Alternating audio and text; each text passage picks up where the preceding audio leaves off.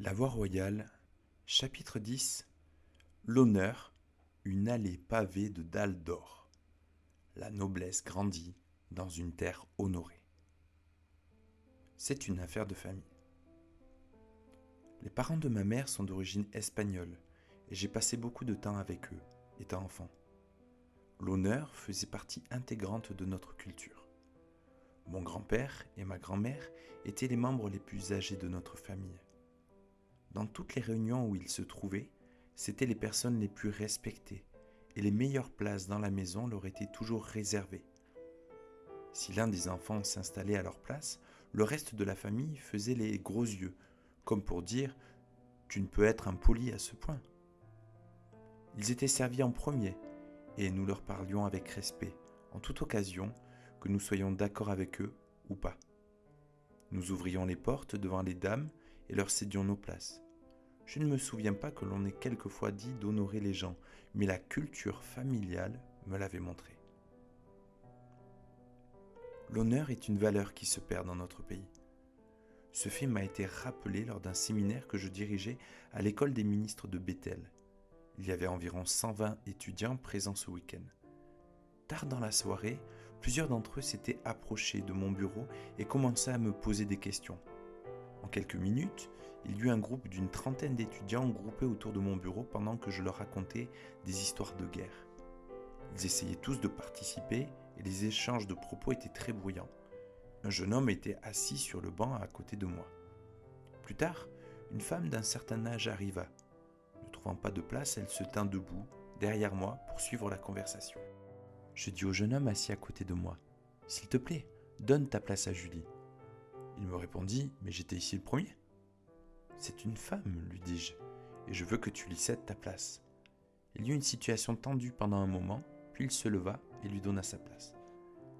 Ce jeune homme était un de nos meilleurs étudiants. Il avait un grand cœur, mais on lui avait dit « Si tu veux une bonne place, arrive de bonne heure. » Il avait été élevé avec ce principe « Prends garde à toi », mais on ne lui avait pas appris à honorer les autres.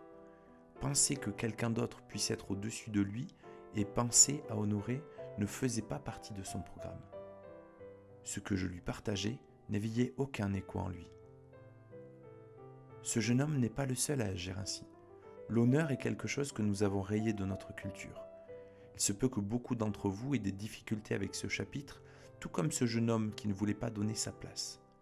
L'idée que certaines personnes méritent plus d'honneur que d'autres semble injuste.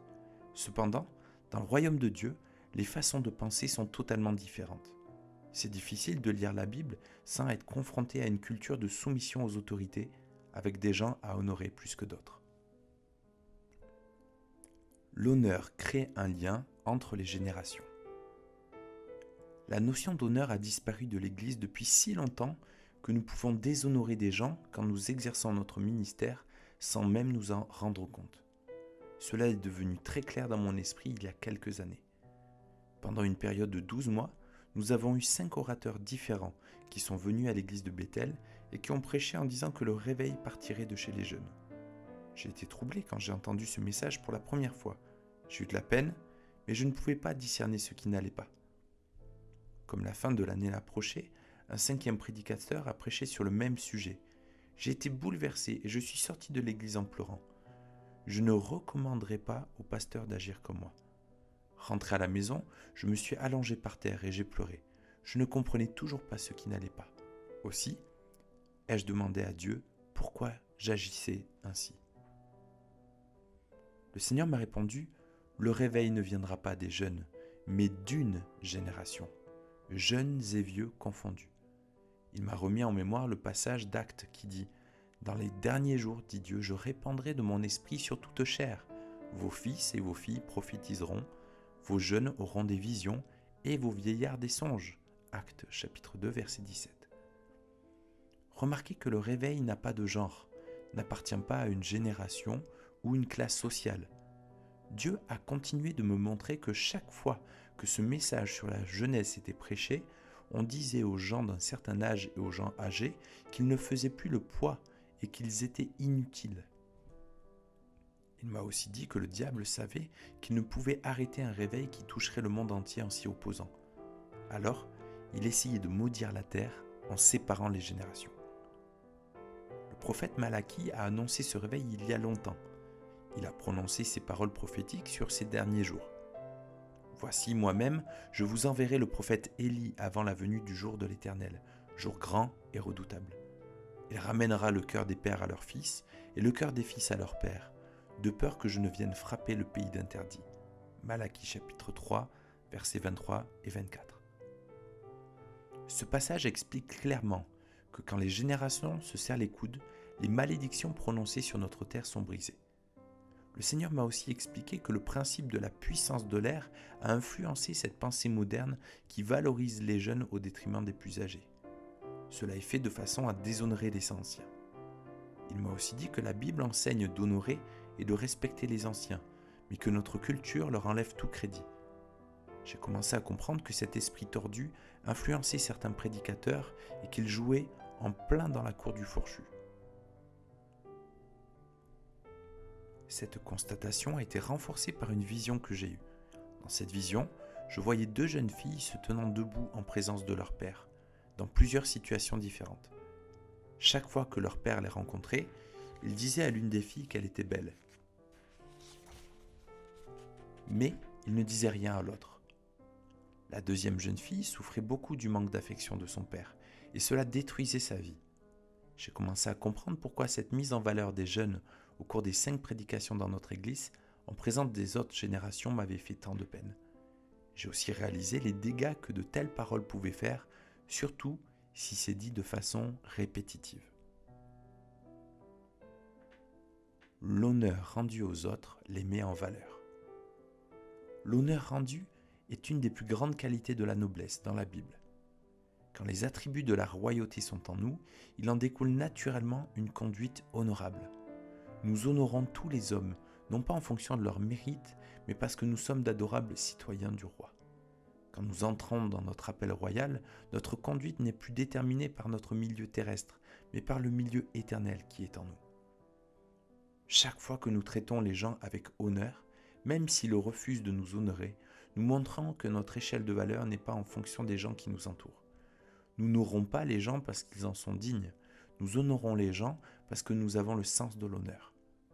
Pour un chrétien, l'honneur est une disposition de cœur, pas juste le résultat d'une bonne éducation. Honorer les gens ne veut pas dire que nous sommes d'accord avec eux, cela signifie seulement qu'ils tirent leur valeur du fait qu'ils ont été créés par Dieu, à son image et à sa ressemblance. Même avec notre ennemi, nous devons lutter d'une façon correcte. Cela nous est expliqué dans l'épître de Jude. Or, lorsqu'il discutait avec le diable et lui disputa le corps de Moïse, l'archange Michel n'a pas osé porter de jugement insultant sur lui, mais il a dit que le Seigneur te punisse. Eux, par contre, parlent de manière insultante de ce qu'ils ne connaissent pas et se détruisent par tout ce qu'ils savent, comme des bêtes sans raison. Jude, chapitre 9, verset 10.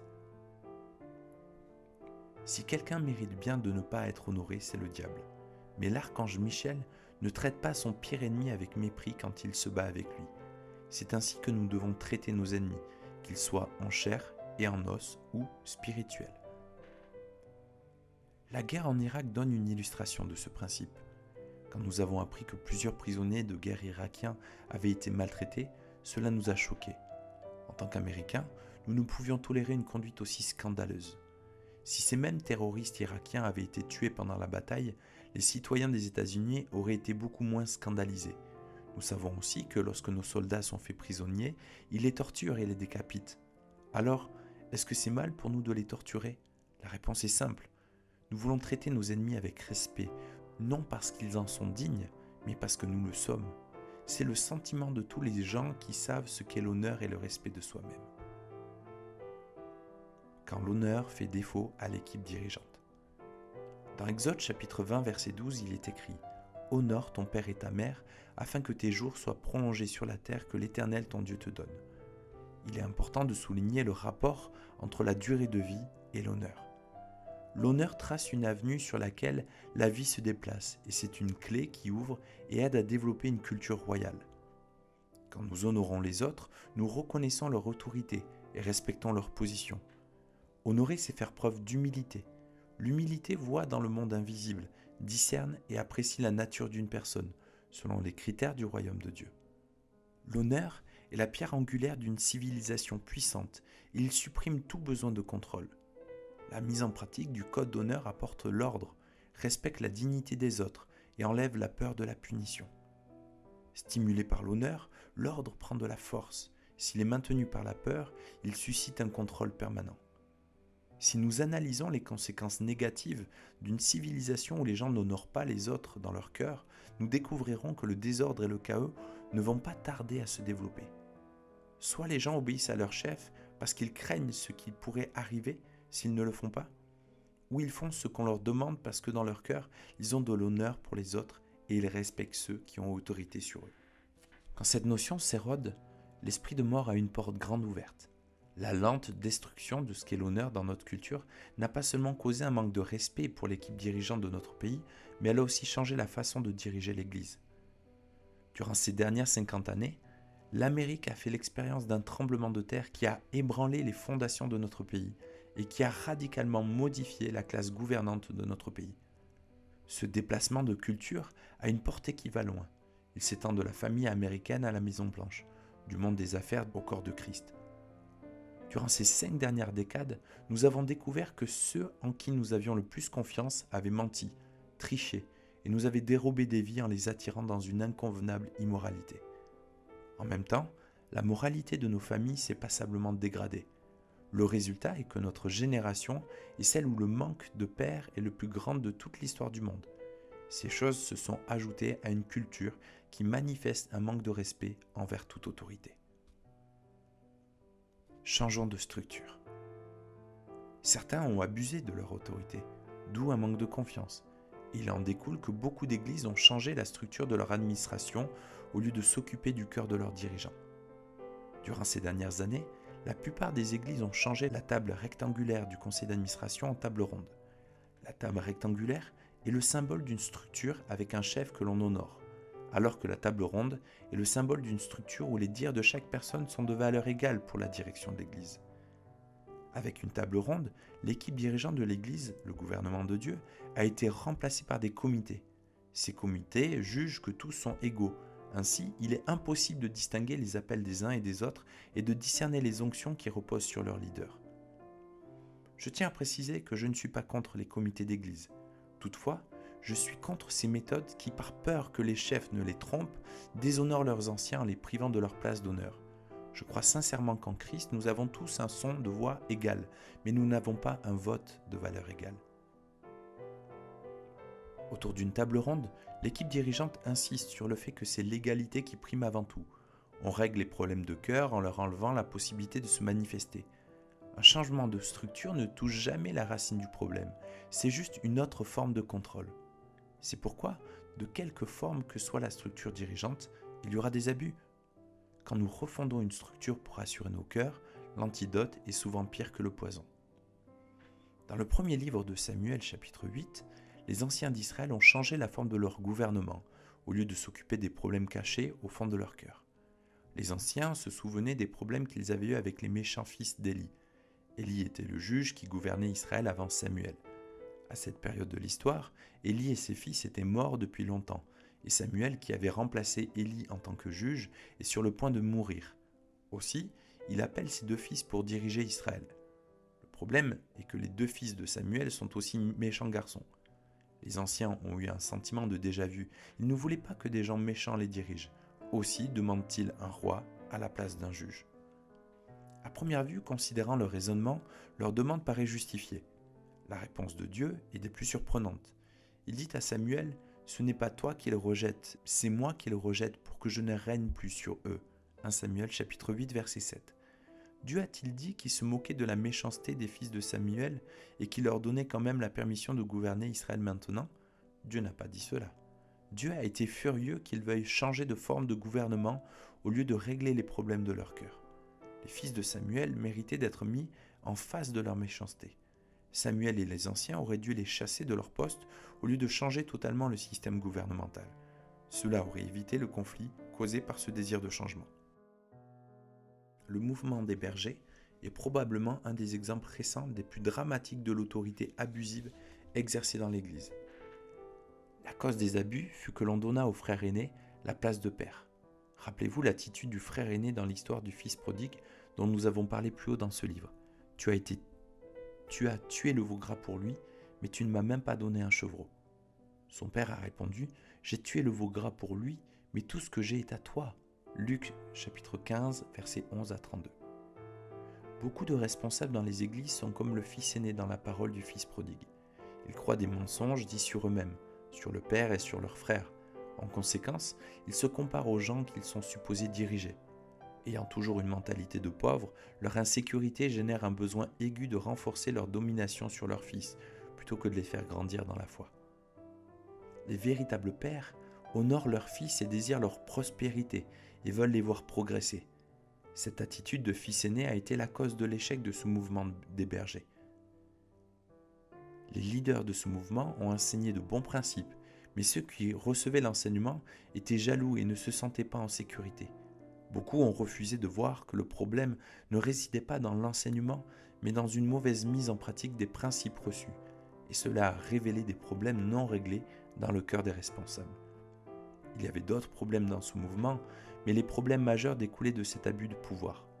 Encore une fois, comme les anciens d'Israël au jour de Samuel, on a changé la structure au lieu de régler les problèmes cachés au fond des cœurs. Changeons nos cœurs. Au lieu de changer le système, Jésus nous a enseigné qu'il nous fallait changer de cœur. À un dîner où des gens jouaient des pieds et des mains pour se trouver aux places d'honneur, Jésus a montré le contraste saisissant qu'il y avait entre leurs cœurs et un cœur qui sait honorer les autres, rempli d'une humilité qui reflète la gloire de Dieu. Il adressa ensuite une parabole aux invités parce qu'il remarquait comment ceux-ci choisissaient les premières places. Il leur dit « Lorsque tu es invité par quelqu'un à des noces, ne va pas occuper la première place de peur qu'une personne plus considérée que toi n'ait été invitée, et que celui qui vous a invité l'un et l'autre ne vienne te dire cède-lui la place. Tu aurais alors la honte d'aller occuper la dernière place. Mais lorsque tu es invité, va te mettre à la dernière place, afin qu'au moment où viendra celui qui t'a invité, il te dise « Mon ami, monte plus haut ». Alors ce sera pour toi un honneur devant tous ceux qui sont à table avec toi. En effet, quiconque s'élève sera abaissé, et celui qui s'abaisse sera élevé. Luc chapitre 14, versets 7 à 11. Quand la mère des fils de Zébédée est venue vers Jésus et lui a demandé si ses fils pouvaient être assis à côté de lui quand il viendrait dans son règne, il a répondu que ce n'était pas à lui qu'incombait la répartition des places d'honneur dans le royaume, mais que c'était pour ceux pour qui cela est préparé par mon Père. Matthieu chapitre 20, verset 23. Au travers de l'Écriture, Dieu nous dit qu'il résiste aux orgueilleux, mais il donne sa grâce aux humbles. Jacques chapitre 4, verset 6. L'honneur, c'est l'humilité en action. C'est une disposition du cœur et cela demande une reconnaissance honnête de la valeur des autres personnes et le choix de fixer nos regards sur ceux qui sont au-dessus de nous. Comme le disait si bien un de mes amis, l'arrogance ne consiste pas à nous croire au-dessus des autres, mais à considérer les autres plus bas que nous. Si nous voulons la grâce que Dieu donne aux humbles, nous devons nous appuyer sur sa sagesse et l'appliquer à nos vies. Si quelqu'un veut être le premier, qu'il soit le dernier de tous. Marc chapitre 9, verset 35. Ce principe est fondamental dans le royaume de Dieu. Dieu est un Dieu d'honneur, et l'honneur fonctionne par niveau. Il nous permet de considérer les autres comme étant au-dessus de nous-mêmes, et en agissant ainsi, nous permettons à Dieu de nous honorer.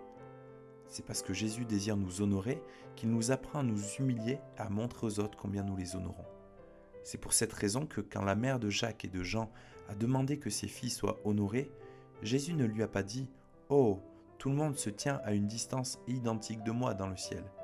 Dans la parole du dîner, il n'a pas nié le fait qu'il y avait des grades différents d'honneur à la table. Dieu décrit souvent les gens avec des mots comme le moindre, le plus grand. Le gouvernement du ciel ressemble à une table rectangulaire. En utilisant ce modèle, nous reconnaissons que certaines personnes sont placées avant d'autres et que ces personnes détiennent quelque chose dont nous avons besoin. Tout comme Élisée avait compris qu'il avait besoin d'un manteau d'Élie, nous aussi nous avons besoin de recevoir des instructions de la part de ceux qui nous ont précédés. De façon à recevoir leur héritage et leur enseignement, nous devons croire qu'ils ont véritablement beaucoup à nous apporter. Nous montrons notre confiance en eux et en les honorant. La vie coule de l'honneur que nous leur portons dans leur cœur. Dieu a fixé ce cadre de leader, avec pour chacun des niveaux d'honneur différents.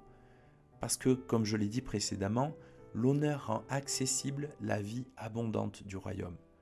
Quand nous changeons les structures, non seulement nous oublions de régler les problèmes dans notre cœur, mais nous pouvons tirer les bénéfices d'une vie de leader ancrée en Dieu. Le fait de condamner et puis d'abandonner les principes du royaume de Dieu, non seulement nous détruit, mais nous empêche de recevoir ses bénédictions. Nous développerons plus loin dans ce livre comment Dieu a établi les leaders désignés pour s'occuper de son corps. Mais le point à retenir pour le moment est qu'il y a des niveaux d'honneur impartis à chacun et cela permet à la vie de couler dans chaque membre. Quand chaque personne donne l'honneur dû aux autres et reçoit de même l'honneur qui lui revient.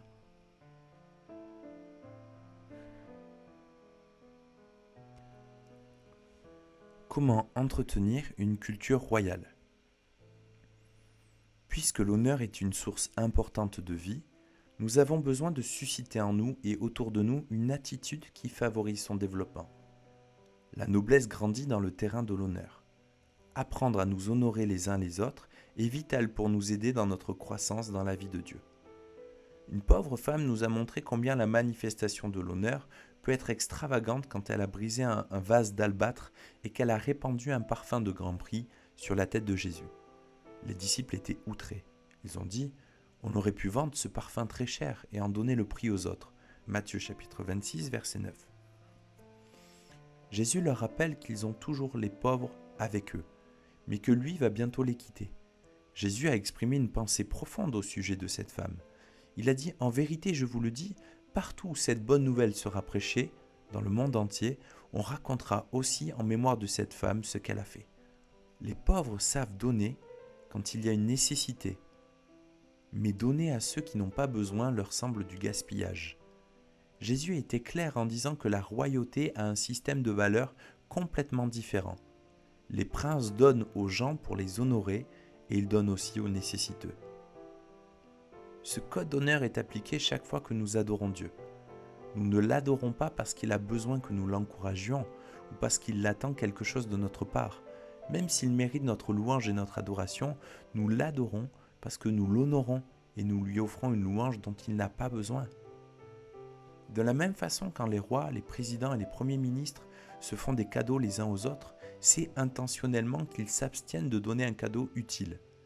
Donner à un leader un cadeau dont on sait qu'il a besoin le rendrait vulnérable et de fait le déshonorerait.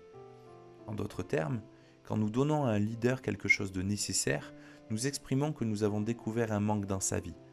Lorsque nous comblons ce manque, nous disons en fait « nous avons quelque chose que vous n'avez pas ». C'est pourquoi les grands chefs d'État échangent des objets de luxe pour s'honorer les uns des autres. Les disciples n'avaient pas la notion d'honneur dans leur cœur, et cela déformait la compréhension de la gestion de l'indépendance. Pour eux, ce que la femme avait fait pour Jésus était du gaspillage. Par contre, Jésus a dit que cette façon extravagante de l'adorer la rendrait célèbre. L'honneur changera notre perception du roi et la manière dont nous sommes apparentés à lui, nous qui sommes ses fils et ses filles. La prédication de l'Évangile passe par l'honneur. L'honneur est aussi un outil puissant pour la prédication de l'Évangile. C'est la valeur que nous attribuons aux autres qui nous permet d'influencer leur vie. Quand, dans nos cœurs, nous portons honneur aux autres, nous avons de la valeur à leurs yeux et nous sommes influents. Bien sûr, si nous honorons les gens juste pour avoir de l'influence sur eux, cela n'est plus les honorer. L'honneur doit être en premier dans notre cœur et c'est librement que nous devons donner. Quand nous complimentons les gens sans les estimer, nos compliments sont de la flatterie pour eux. Les Américains sont habitués à être flattés par les représentants qui cherchent à les manipuler pour leur vendre un article quelconque. Ils sont capables de discerner leur manque de sincérité, mais quand du fond du cœur nous honorons les autres, ils le ressentent et apprennent à nous respecter. Le fait de juger et mettre des étiquettes sur des groupes de personnes n'honore pas. Dans notre société, la discrimination est un sujet de discussion important. Dans un certain sens, cela prouve que nous sommes concernés par des valeurs comme l'honneur et le respect, mais nous nous centrons plus sur le respect qui nous est dû plutôt que celui que nous devons témoigner aux autres. En conséquence, la notion d'honneur n'est pas bien établie. La valeur intrinsèque de l'honneur est la capacité à discerner les caractéristiques de chacun et à respecter la faculté qu'il a de choisir. Nous devons apporter à chacun ce dont il a besoin pour faire de bons choix. Malheureusement, l'Église a commis une erreur en mettant des étiquettes sur ceux qui ne connaissent pas le Seigneur. Il en résulte que la seule chose que nous voyons est qu'ils ne connaissent pas le Seigneur. Nous réagissons à ce manque en apportant notre solution évangélique. Mais les gens se détournent parce qu'ils ressentent que nous les voyons avec un problème et nous omettons de voir la valeur que chaque individu porte en lui. S'ils croient que nous ne les estimons pas pour ce qu'ils sont, ils croiront que nous ne les aimons pas et seront méfiants à notre égard. Beaucoup d'évangélistes ont mis à mal la crédibilité de l'Église en omettant de montrer du respect, ce qui, le temps venu, nous donnera le droit de leur parler. Ce à quoi je veux en venir est ceci. Nous avons porté nos panneaux de signalisation partout. Nous avons annoncé le feu de l'enfer, la pluie du soufre, à chaque coin de rue, dans toutes les villes d'Amérique et au nom de Jésus, nous avons boycotté de nombreuses manifestations importantes. Nous avons seulement oublié la vérité toute simple d'un respect envers l'autre. C'est cette vérité qui a transformé des royaumes entiers au temps de Daniel et de Joseph, parce que l'un et l'autre ont honoré les rois païens qu'ils servaient, que ce soit Pharaon ou Nabuchodonosor. Ces rois ont pu voir la main de Dieu sur la vie de ces hommes. À l'église de Bethel, nous avons travaillé pour honorer chaque personne de notre ville, sans tenir compte de son appartenance religieuse. Par exemple, pour montrer que nous honorions les gens, nous avons montré aux membres de la communauté indigène américaine qu'ils avaient de la valeur à nos yeux. Il y a quelques années, nous avons organisé un service à l'église auquel nous avions invité les chefs des tribus indigènes. Au cours de ces services, nous nous sommes repentis des fautes commises par nos ancêtres envers ces gens. La plupart des membres de la tribu locale ne connaissaient pas encore Dieu, mais ils ont été profondément touchés par l'amour sincère que nous leur avons manifesté. Plus tard, le Seigneur nous a demandé de montrer les fruits de notre repentance. Nous avons à nouveau invité les chefs de tribu dans notre église et nous leur avons fait un don mensuel de $500 pour les bénir et les honorer. Nous avons conclu avec eux un pacte et nous nous sommes engagés à continuer ce don aussi longtemps que nous resterions des leaders de l'église de Bethel. La tribu locale est revenue dans notre église en plusieurs occasions pour nous honorer et nous offrir des cadeaux. Nous avons noué avec eux des liens solides et Dieu est à l'œuvre dans leur tribu. Nous sommes aux premières loges pour voir comment Dieu a permis à sa vie de couler par le biais de l'honneur manifesté. La vie découle de cette attitude. Ma prière est que nous comprenions ce qu'il nous faut faire pour honorer Dieu et les gens autour de nous, sans tenir compte de l'âge, des antécédents religieux et des diverses opinions.